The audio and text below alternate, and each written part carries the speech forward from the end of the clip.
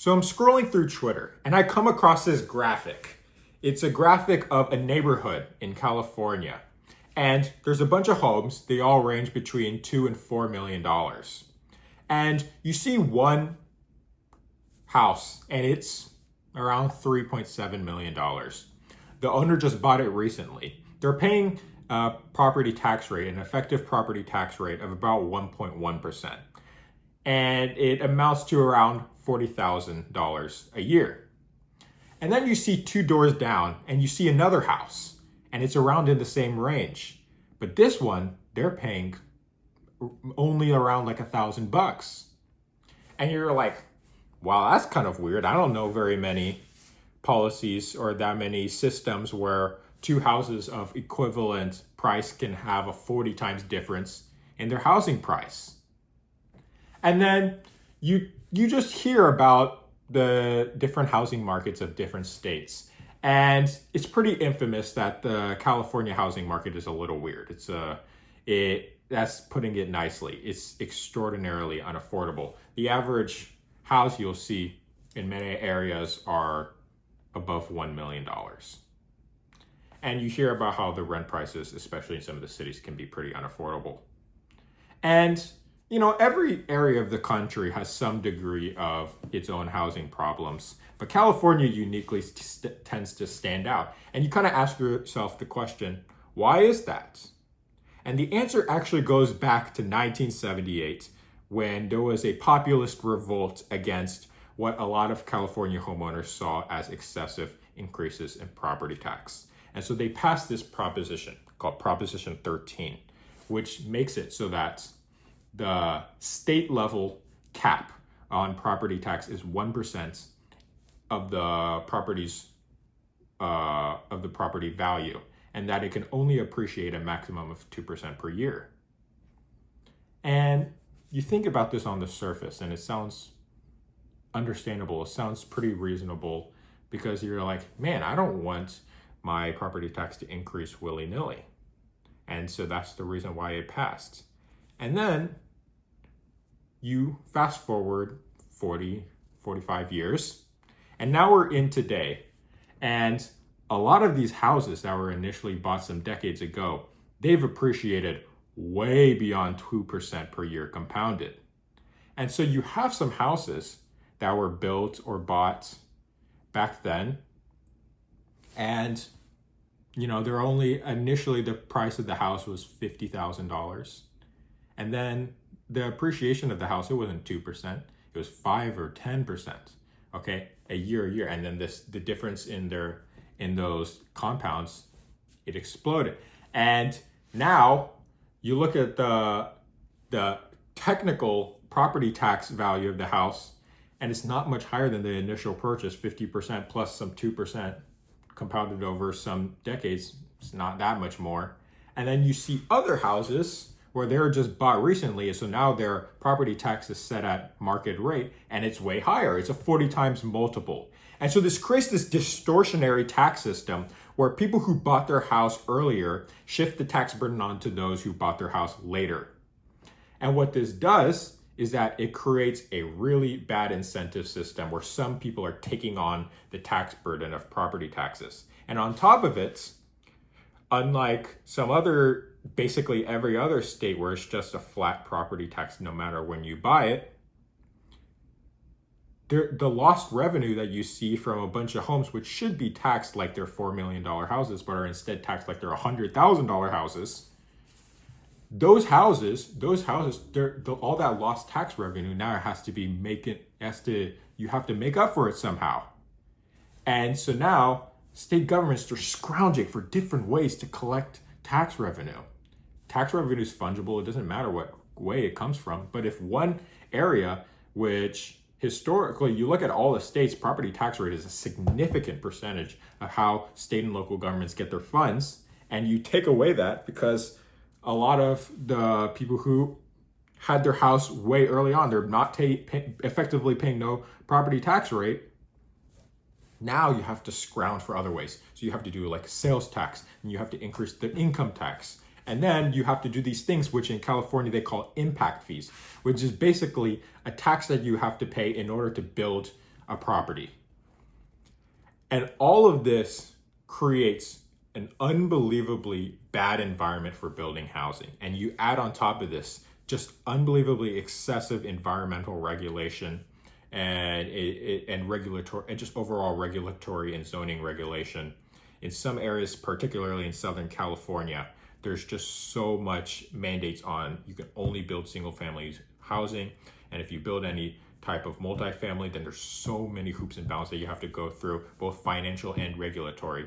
And it creates a system where a lot more people want to live in the area than the housing than the housing stock can afford.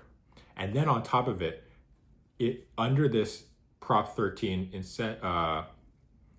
system, it's actually financially incentivized especially for older homeowners who have owned their home for a very long time to prevent new housing, not just on a cultural level, but on a financial level. All right. And what this does is it creates a nightmare. Okay. It creates a nightmare. When you look at Prop 13 at its surface, it seems like it's taking care of homeowners. And that's what the people who benefit from, who milk the system, will tell you. But what it does is it just shifts the tax burden onto new home buyers, onto renters, onto people who are looking to buy a home. And this leads to insanely inflated housing prices. And on top of it, the whole point of a property tax in relation to housing prices is that if you make $50,000 to $100,000 a year, you really shouldn't be owning a $4 or $5 million house. You should own a house that's maybe in the couple $100,000 range. But if there's a low and usually what property taxes do, besides raising revenue, is they kind of filter out people who are cash poor but house rich. And so those people, they wouldn't be able to afford their property taxes. And that's kind of the point. People might think that's a bad thing. That's the point. Okay, you want to be able to filter out people who are house rich, cash poor. But those people, if they're paying no property tax, there's no reason for them to leave. And in fact, they're locked in because they know they're milking the system. And then, it doesn't make them receptive to rapidly appreciating housing prices in the same way that somebody from Texas would. And so now you just have this insanely messed up system in California with a bunch of horrible profit incentives. And then anytime they try to do some kind of reform, you see homeowners, many of them with an incentive to keep the system as it is, create massive fear-mongering campaigns saying they're going to jack up your they're going to jack up your taxes, and there's nothing, jack up your taxes, and you have to fight this. And so nothing will ever change. This is the worst policy I've ever seen. Proposition 13 might actually be the most, it probably be certainly one of the most distortionary housing policies I've ever seen. And you kind of just wonder, it's such a nightmare, and there's nothing you can really do about it. And so if you buy a house right now in California, you are taking on the tax burden, but you're taking on many financial burdens, both in the price of the housing, and you're taking on the property tax burden of somebody who's milking the system right now. It is, and so you might say, okay, this is horrible. What can we do to fix it? Well, you would have to make it so that everybody's paying the same tax rate, same tax rate, and the only way to appeal that would be to get rid of Proposition 13.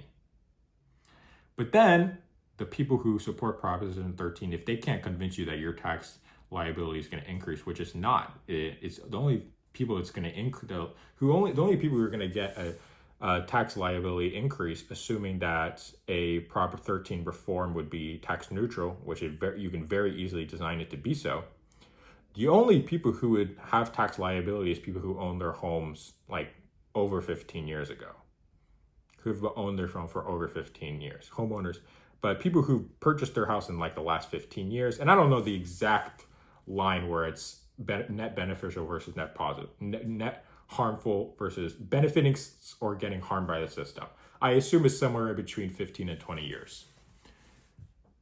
The people who are getting harmed are people who bought their house recently, and in the context of California, recently is 15 years or so.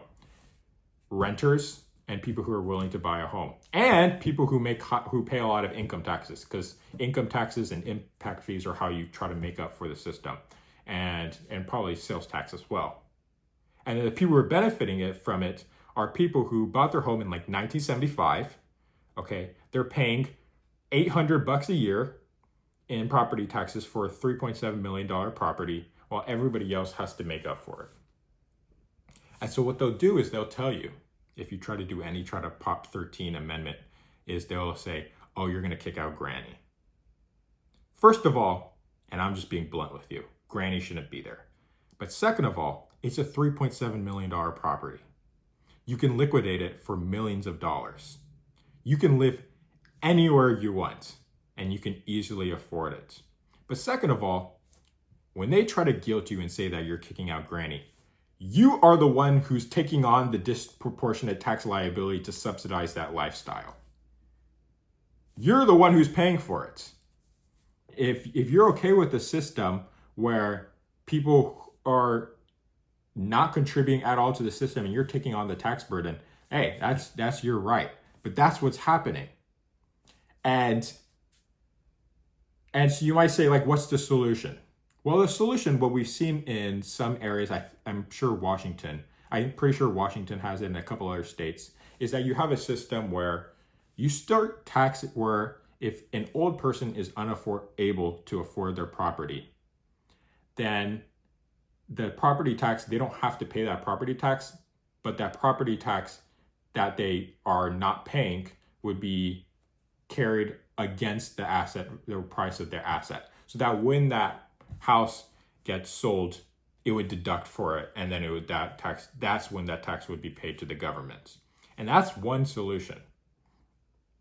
And I think that would be a good solution.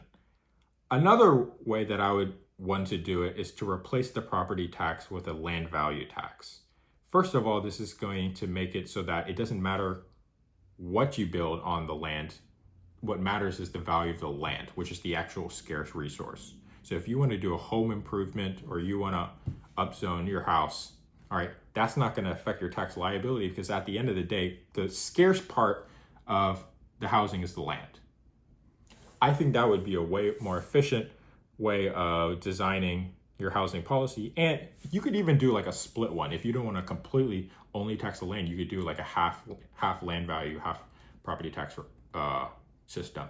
But anyways, so you do like a land value tax system. Not only would that create for a more efficient housing policy, but then in doing so, since a land value tax technically isn't a property tax, I think you could do it as a way of getting around Prop 13. If I was in California, I would be pulling my hair out at how unfair the system, at how unbelievably unfair and distortionary the system is. And well, thankfully, I don't live in California. I live in Texas. And I'll give credit to Abbott and the state legislature. I disagree with them on quite a few things, okay? And a lot of their governance is a little stupid for me. But I agree with them on their housing policy. I agree with them on housing policy, and I think having high property taxes but little to no state income taxes is probably the good method of state governance. The California housing policy is such a nightmare. I don't even know how it's going to get reformed, but let me tell you one thing. Proposition 13 is the stupidest policy that I've ever seen. Goodbye.